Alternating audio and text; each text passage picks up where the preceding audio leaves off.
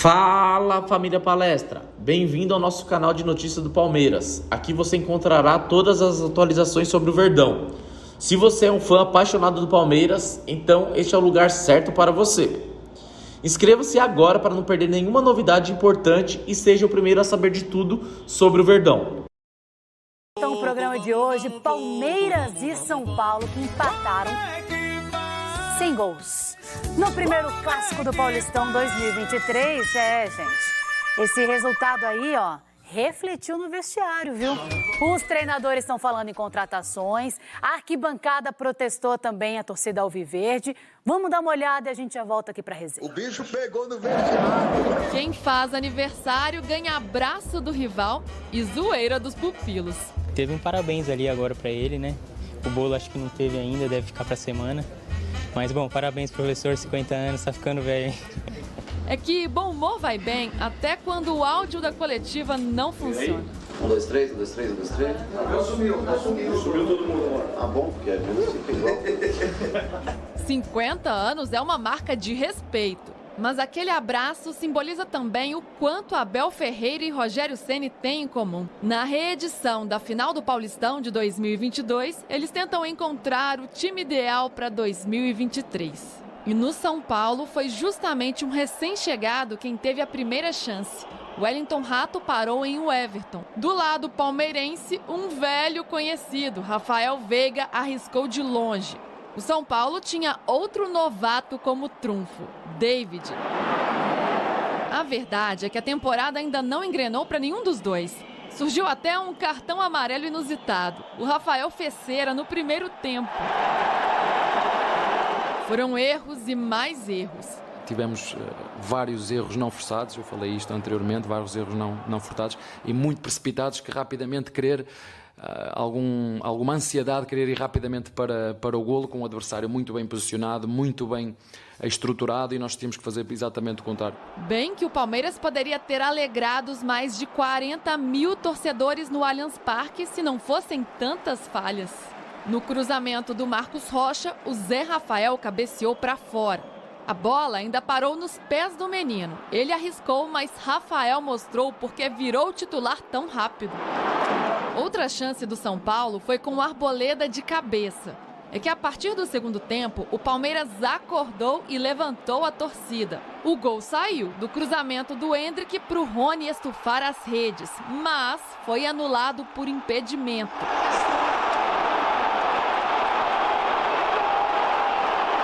Só que o lance mais polêmico do jogo ainda estava por vir. O Piquerez invadiu a área, tentou um drible e foi ao chão. Pênalti do Arboleda? A árbitra Edna Alves disse que não. Todos vocês viram, né, que a arbitragem não foi muito bem hoje, mas a gente não controla, né? O Palmeiras diz que sim. O clube vai até enviar um ofício à Federação Paulista de Futebol questionando como foi feita a análise do lance. E o Abel não poupou nem a própria diretoria. O nosso clube tem uma coisa, eu não sei se é boa ou é má, mas quando é para reclamar, nunca reclama publicamente. Vai sempre através do e-mail, não é? É da arbitragem, vai por e-mail, é tudo por e-mail. E não pode ser. Basta. Não é? O treinador treina, jogadores jogam e a direção tem que dirigir. E dirigir é posicionar-se. Passaram-se hoje coisas no jogo, que eu acredito que a nossa direção se vai posicionar ao que se passou no jogo. Não pode ser só mandar e-mail. O São Paulo, que não tinha nada com isso, armou uma defesa bem postada para parar o rival e tentou dar o troco. David, Rodrigo Nestor, Arboleda na pequena área. Mas o resultado não ficou de todo ruim. Tivemos as oportunidades, eles tiveram as deles, nós tivemos as nossas. Eu acho que foi um jogo bem parelho. Eu acho que o empate é um resultado que mais ou menos dá a leitura do que foi no jogo. À noite ainda teve uma má notícia. Numa disputa de bola no segundo tempo, Ferrarese caiu no gramado com dores. Mais tarde, o duro diagnóstico: ruptura do ligamento cruzado anterior do joelho direito. Ele vai passar por cirurgia e o tempo de recuperação é de pelo menos 6 meses. Rafinha também saiu com dores no tornozelo esquerdo. Os exames não detectaram fratura. Do lado do Palmeiras, o problema foi outro. Foram só 3 6 jogos na temporada, 1 vitória e 2 empates. Mas foi o suficiente para a exigente torcida protestar. Daquelas arquibancadas vieram os gritos contra a diretoria.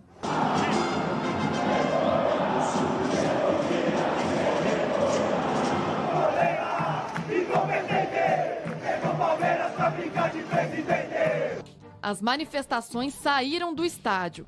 Torcedores picharam os muros da sede social do clube pedindo a contratação de jogadores e contra a presidente Leila Pereira. Eu quero jogadores prontos, jogadores que venham fazer a diferença. Porque se vier jogadores para nós continuarmos a ter que os potenciar e formar, eu vou abaixo à base e jogam os moleques da base. Abel ainda deu o recado: calma, torcedores. Eu não consigo entender alguma ansiedade fora. Eu já vos disse, nós não vamos ganhar sempre. É bom que as pessoas entendam, não vamos ganhar sempre. A gente gosta só de comer filé mignon, mas às vezes tem que comer uma coxinha de frango. Não é que ele e o Rogério têm muito em comum? O técnico tricolor voltou a pedir reforços. Eu sei que vocês... não, o Rogério reclamou que falta peça. Não é, eu não estou reclamando, eu só estou constatando. Quem dá a característica do Wellington na esquerda hoje pra gente? Mesmo improvisado, quem? Nós não temos um jogador assim. Do Caleri na frente. Se o Caleri sai do jogo, quem tem o poder de segurar a bola? Não tem. O choque rei zerado mostra que Palmeiras e São Paulo ainda têm muito a melhorar.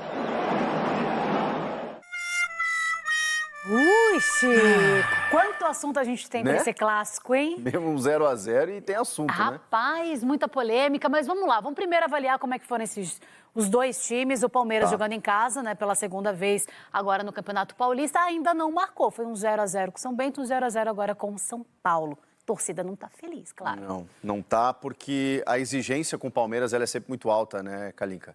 Então, se a gente for olhar aqui, são 3 jogos, 2 deles em casa e nenhum o Palmeiras venceu, ficou no 0-0 contra o São Bento, que está voltando para a elite esse ano do Paulistão, e contra o São Paulo, que é um clássico e tudo mais, mas que na comparação você sempre espera mais do Palmeiras do que do São Paulo, claro que decepciona, claro que frustra. Tem uma decisão no próximo sábado, agora contra o Flamengo, pela Supercopa do Brasil, e a sensação que os torcedores têm é que o time não está pronto.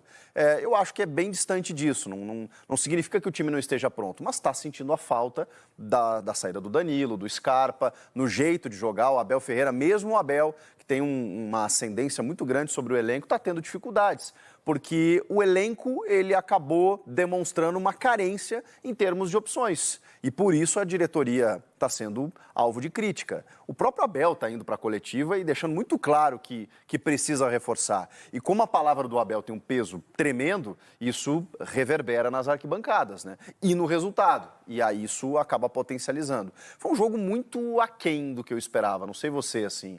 Tem gente que encarou como um jogo interessante e tal. Eu esperava mais. Eu sei que é muito início de temporada, eu sei que às vezes a perna está um pouquinho mais travada, às vezes tanto o jogador quanto os técnicos, eles pensam primeiro em não perder do que depois em ganhar, mas assim, são 2 técnicos consolidados, eu acho que uma derrota para qualquer lado não faria a menor diferença no trabalho. O São Paulo fez o papel dele jogando fora de casa, num lugar que o Palmeiras é super forte, que é a própria casa, então ficou ali na retranca, não deixou... Até o São Paulo teve maior posse de bola em certo momento, mas aquela posse de bola que está ali atrás, né? Aquela posse de bola que também não arrisca, que não vai para frente.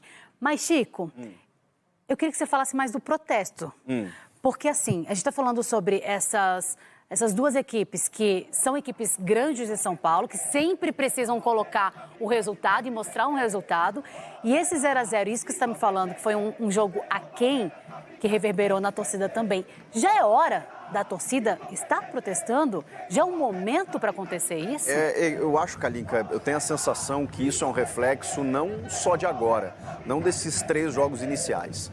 O Abel Ferreira tem pedido reforços, não é de hoje, especialmente um centroavante. Lembra? Como ele pediu um centroavante e tal, a diretoria demorou e trouxe jogadores que, como ele mesmo disse, demandam um tempo de maturação. O Merentiel, o Lopes, não são jogadores afirmados, são jogadores interessantes que chegam para compor elenco. Tanto que o Endrick acabou assumindo a titularidade porque surgiu muito bem e tudo mais, tudo que a gente já sabe. Mas não chegou o cara para resolver o teu problema. E o Abel deixou muito claro isso na entrevista. Não adianta trazer jogador que eu vou demorar 2, 3 anos para que eles apareçam. Eu preciso de um jogador que chegue e jogue, que chegue e resolva. E aí eu acho que isso vem de antes, porque a diretoria sempre trouxe reforços mais pontuais. E o Abel se virou com o que ele tinha e foi campeão com o que ele tinha. Então agora, começando o ano, o que a torcida está pensando? Poxa, já venderam o Endrick por uma Babilônia de dinheiro, saiu o Gustavo Scarpa, vendeu o Danilo bem. E aí, quando é que vai chegar um cara, uma grande contratação? Talvez a última grande contratação do Palmeiras tenha sido o Rony, em números, em expressão, jogador de destaque lá no Furacão e tudo mais. Depois disso, foram apenas reforços pontuais. Então, me parece que isso é um reflexo já de temporadas passadas. Isso que o Abel ganhou, hein? Isso que ele foi sendo campeão ao longo do tempo. Você falou agora de reforço, a gente está olhando também nas imagens, passando para você a pichação que ocorreu nessa madrugada, a torcida não está gostando justamente da Leila. Não tá bom o lado da Leila com o torcedor palmeirense.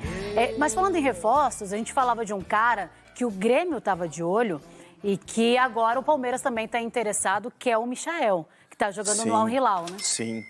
Eu até me surpreendi com a notícia só para fazer um link aqui, do Corinthians no Matheus Pereira, que é outro jogador do Al Hilal, porque eu pensei assim, poxa, se o Al Hilal não está liberando o Michael, por que liberaria o Matheus Pereira? Todo mundo sabe, o Al Hilal tem um transfer ban lá na FIFA, não pode contratar, então dificilmente eles liberariam, ainda mais às vésperas do Mundial. Só que realmente aconteceu uma negociação e o Matheus Pereira acabou sendo emprestado para o Al Ahly. Então, assim, daqui a pouco tem negócio, né? Convencendo os árabes lá a liberarem, pode rolar. E o Michael está pretendido pelo Grêmio, que tem o Michael tem uma amizade, né, uma relação muito positiva com o Renato Gaúcho dos tempos de Flamengo. E o Palmeiras, a gente sabe do cartaz, né, do poder de investimento, né? Então vai sempre disputar títulos. O Grêmio, por exemplo, esse ano não tem Libertadores, né? Só a Copa do Brasil e Brasileiro. O Palmeiras tem uma vitrine muito grande. E seria um jogador que, na minha opinião, chegaria para jogar. Então tá cotado aí para pelo menos esses dois grandes aí.